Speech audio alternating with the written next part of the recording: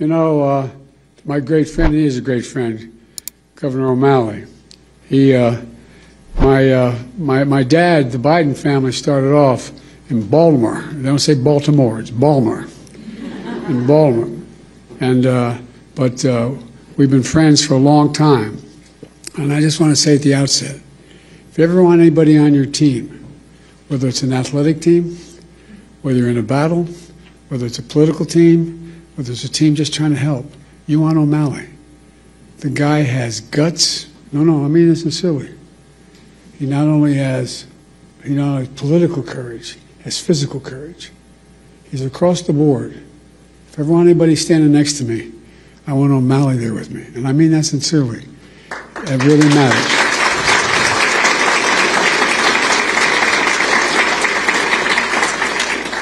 You know, I always kid Maryland because Delaware, the second smallest state, we share the eastern shore of Maryland with Maryland.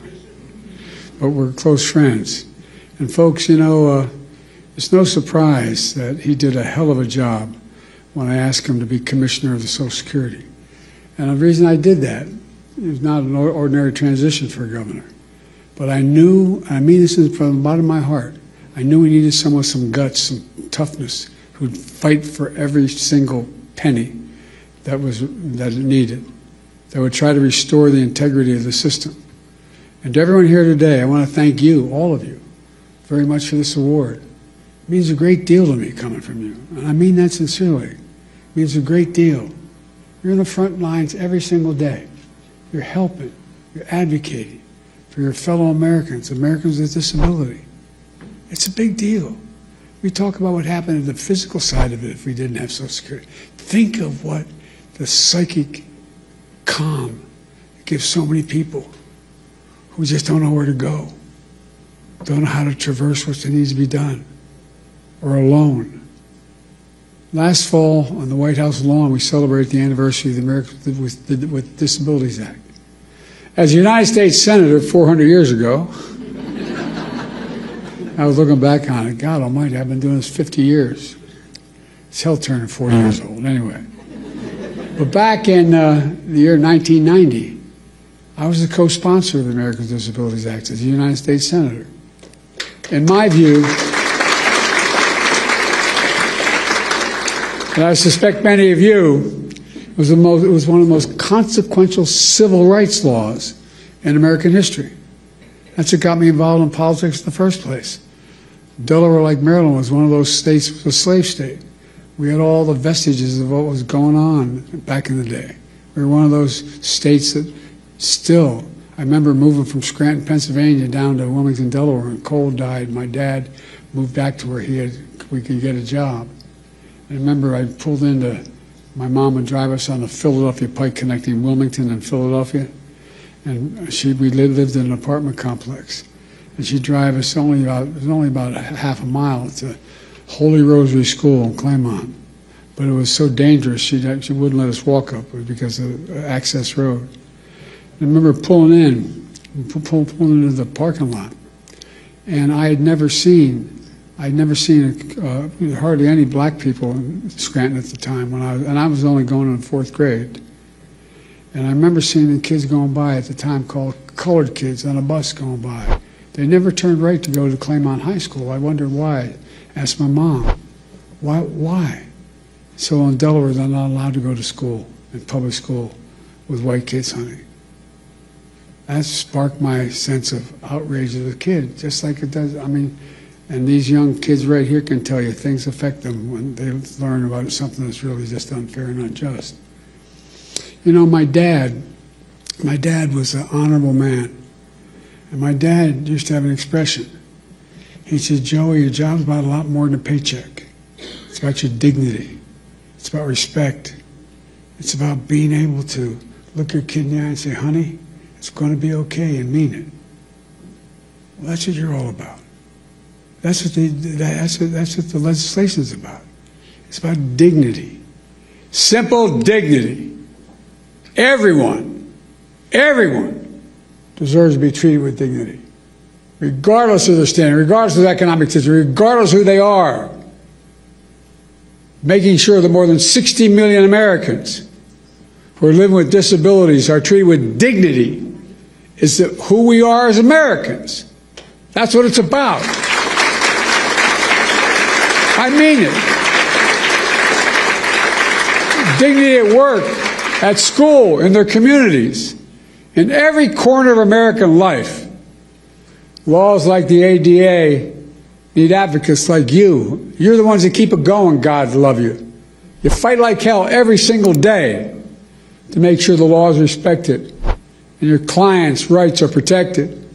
So from the bottom of my heart, I mean this. I give you my word as a Biden. From the bottom of my heart, I say thank you. Thank you for what you're doing. Thank you for your commitment to the dignity of all Americans, because that's what ultimately this is about. Folks, today I want to talk to you about an issue that's front and center right now for millions of Americans, Social Security. You know, some of you may know the Democrats have declared today the Save Social Security National Action Day, National Day of Action, I should say. We know just how much Social Security matters to people's lives. Everyone in this room fights for people with disabilities who rely on Social Security to survive. To survive. Not just the physical side, it's the mental side. It's the mental side. You make sure folks get the benefits they earn after a lifetime of hard work. The work they do is more than just a profession, what you do. It's a calling. It's not just a profession. And Social Security is more than a government program. It's a sacred promise we made as a sacred promise. 73 million Americans receive Social Security. From their first paycheck for their entire life, they pay into Social Security. And in return, they count on Social Security to be for them when they're going to need it. Folks, must never ever betray that trust or turn our backs on that obligation. That's why during my presidency, we protected Social Security and made it stronger. Maarten, the governor can tell you. We came into office, Social Security Administration had its lowest staffing, she referenced it, lowest staffing levels in 50 years. And demand was going through the roof because of my generation and the baby boom generation, reaching the retirement age. So the demands on Social Security increased significantly. Our administration secured nearly $2 billion to reduce the backlogs and improve customer service. We slashed wait times for folks in need who are calling the 1-800 number. We got it down to under 13 minutes. It used to be 3 times that long when we took office. We made it easier for people to get help with their claims online. We reduced how long it takes to review a case. We fixed the appeal system to make it uniform in all 50 states, which made a difference. We strengthened the anti-fraud measures to protect people's identities and to make sure benefits are going to people who actually they belong to. By the way, those 300-year-old folk getting that Social Security, I want to meet them because I like to figure out how they live out. Hell of a thing, man. I'm looking for longevity because it's hell when you turn 40 years old. But as a result, by the time we left office, we had improved every single line of customer service, from applying for disability to filing an appeal to reporting fraud. It all became more efficient and more effective. And I'll bet it made your jobs easier, too, in the process. Now, these achievements may not sound so glamorous to most people, but you know, they're absolutely essential. And my view, one of the most important jobs of any elected official is to make sure the government works for the people, works for all people. It's understandable. They can understand what it is. And then we keep our promises to the people, to all the people. That's exactly what we did, thanks to all of you. I also signed into law the Social Security Fairness Act. That act eliminated 2 unfair rules so public employees wouldn't get shortchanged. The government pension offset and the windfall elimination provision can never come in ever again.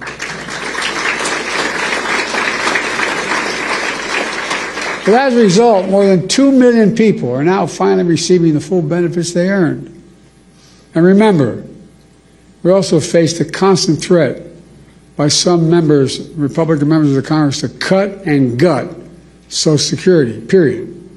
Cut and gut it, period.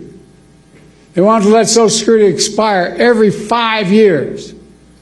That was the proposal. Let it expire every 5 years unless reauthorized by the Congress. Who in the hell do they think they are? Every 5 years and then wait around and be... no. I will not go further or get in trouble, but look, folks. You can imagine the chaos it would have charged. Every 5 years, Congress is going to step up. You imagine this Congress stepping up? They threatened to raise the retirement age as well. Now, that might not be a hardship for someone working in a comfortable job. But if you're on your feet all day, you're doing manual labor all day, you're working with a disability, it's a very different matter. And then they even tried to face cuts, force cuts on Social Security during the negotiation of the debt ceiling. These are wonderful guys. Last time this guy had the job, he raised the debt ceiling because of an enormous and profligate tax cut to the super wealthy. And then he said, look, then they started talking to his colleagues. Well, maybe we can do something about Social Security, but we got to do something about the debt ceiling. How are we going to do? We can find the money in Social Security. Unless we do what they wanted to cut Social Security. Not on my watch. We refuse to go along with any of that. Look, Americans have always been able to count on these benefits. And let me pause a second here and say this. We talk about the physical needs that Social Security provides for people, particularly hardworking people, people retired, people on the edge. But the psychological impact is profound. Profound. You're a man or a woman, you're 70s, 80 years old, you're not in good shape, you have a disability, and you hear the check may not come. How do you sleep at night? How do you sleep at night? We lived up in Wilmington in a 3-bedroom split-level home in a new development, 40 homes, with 4 kids and a grandpa living with us. And I remember our headboard was near my dad's and mom's room. And you could tell when Dad was restless. I remember asking one night my mom, what's the matter with Dad? The next morning, she has found out that we're not going to provide insurance anymore where he works. Well, imagine if you're somebody who's been struggling your whole life. You're literally counting on Social Security to buy your food, just to get by. And you hear the threats, what may happen. Many of these beneficiaries, that's their only income. If they were cut or taken away, it'd be devastating. Devastating for millions of people. And the psychological pressure we put people under by having this debate is absolutely devastating. That's why we work so damn hard to make Social Security Administration stronger than it's been in years. And that's why I asked the governor to take over, by the way. But look what's happened now.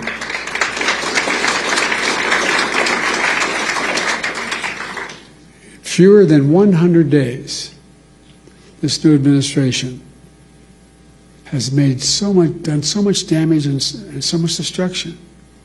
It's kind of breathtaking it could happen that soon.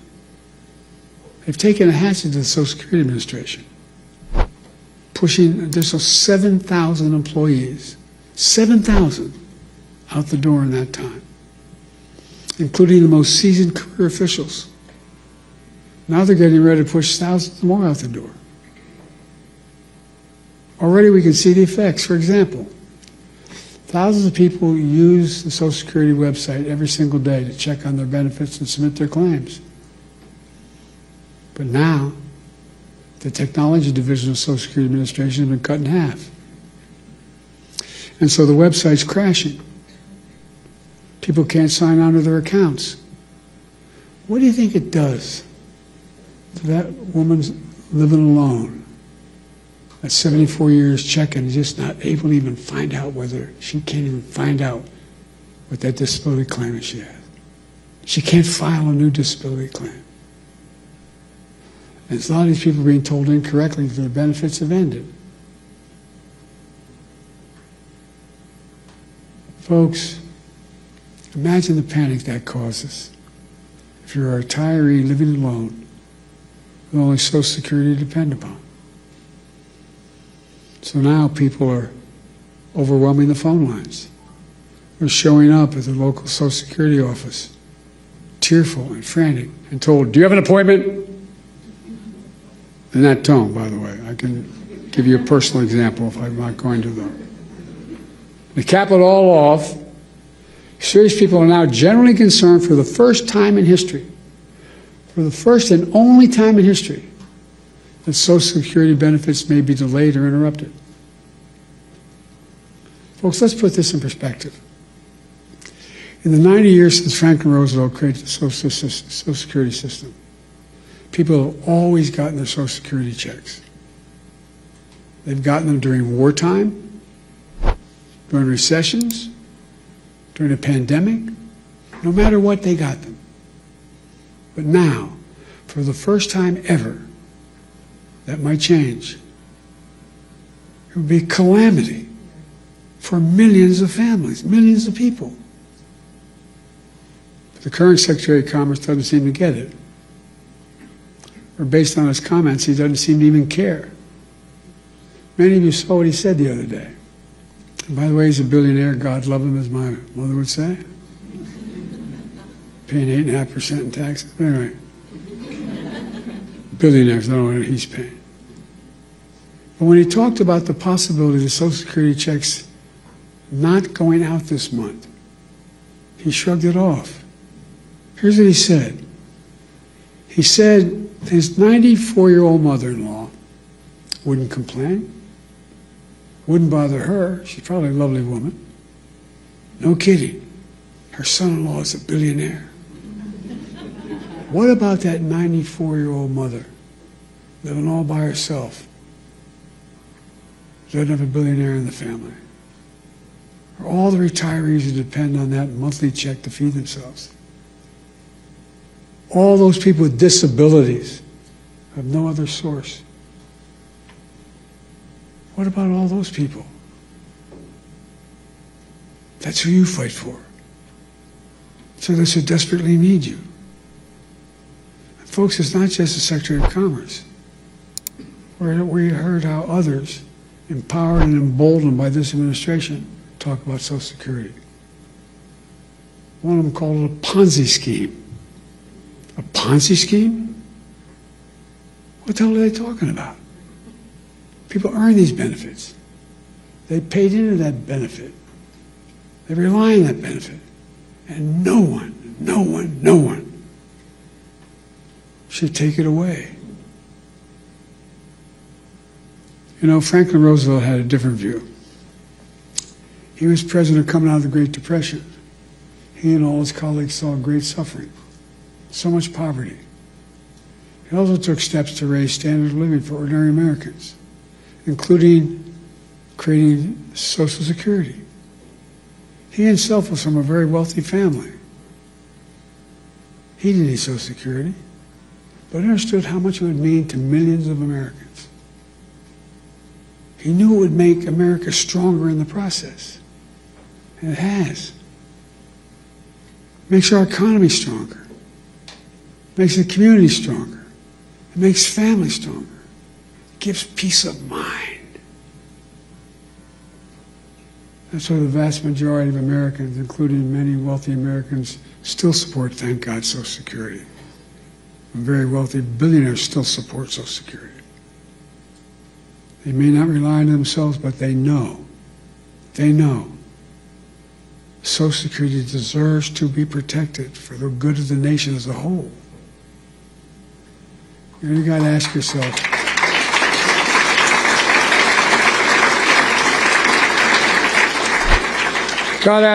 why is this happening? Why are these guys taking aim at Social Security now? Well, they're following that old line from tech startups. The quote is, move fast, break things. Well, they're certainly breaking things. They're shooting first and aiming later. And as a result, the result is a lot of needless pain and sleepless nights. My friend Governor O'Malley knows what they're really up to. He says, and I love his quote, they want to wreck it so they can rob it. They want to wreck it so they can rob it. Why do they want to rob it?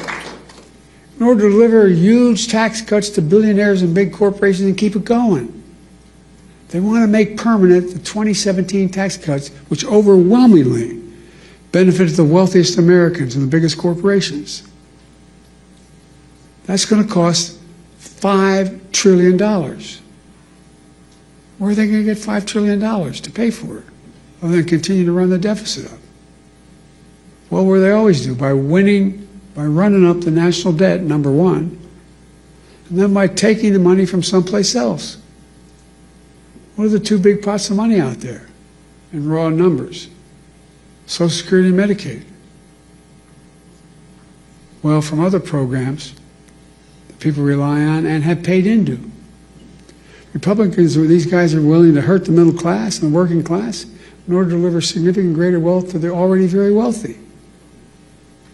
Who in the hell do they think they are? I really think I mean, just basic decency. Who do they think they are? I think anybody should go out. They can make $1 billion a year. They can, fine. Pay your fair share. You know what the average? We have 1,000 billionaires in America. You know the average federal tax they pay? 8.2%. Anybody want to trade that number? What you're paying? Folks, look.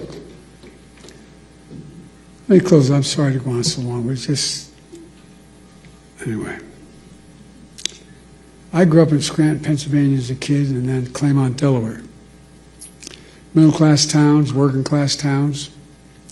Places where people worked hard all their lives with the promise that they'd be able to retire someday with a little bit of dignity. Because they've been paying in a thing called Social Security since the very paycheck they ever earned. These people get knocked down every day, learn to get up. My dad's one expression, you get knocked down, just get up. Get up. They get up every day. The last thing they need from their government is deliberate cruelty. It's about people and neighbors across the country who look out for each other. You don't see empathy. They don't see it as a sign of weakness. They see empathy as a decent instinct. They don't see cruelty as a sign of strength. Social Security is about more than retirement accounts. It's about honoring a fundamental trust between government and people. It's about peace of mind for those who work their whole lives so they can rest assured they'll have a chance. They'll get back some of what they earned and what they deserve. But more than anything else, I mean this sincerely. And as my friend says, maybe it's the Irish of it in me, but it's about who we are as Americans. Who are we? What makes us distinct from the rest of the world? It comes down to basic, in my view, fundamental American values. Nobody's king. Nobody's the boss. Everybody has a shot. All people are asking for is a shot. Honesty, decency, where hard work is rewarded. Have some faith in each other. Fairness, simple fairness. We can't go on like this as a divided nation, as divided as we are. Like I said, I've been doing this a long time. It's never been this divided. Granted, it's roughly 30%, but it's a 30% that has no heart. What we see in America, that's what we believe in, fairness. And that's the America we can never forget or walk away from. Folks, I mean this. I know it sounds trite, but I have to remember who we are. We're the United States of America. The United States of America. The most unique country in the history of the world, and that's not hyperbole. Every other nation was founded because of religion, geography, ethnicity. We're the only nation in the world founded on an ocean. We hold these truths to be self-evident, that all men and women are created equal and endowed by their Creator. That's the one thing united us, an idea. Every other nation was because of a purpose. It's an idea. And how can we fulfill the outcome, the meaning of that idea? We walk away from just basic fundamental decency. Folks, sorry to go on so long, but I feel deeply about this. You know, you've heard me say it before and I'll say it again. There's nothing beyond the capacity of America to do when we do it together. Let's do it together. God bless you all, and may God protect our troops.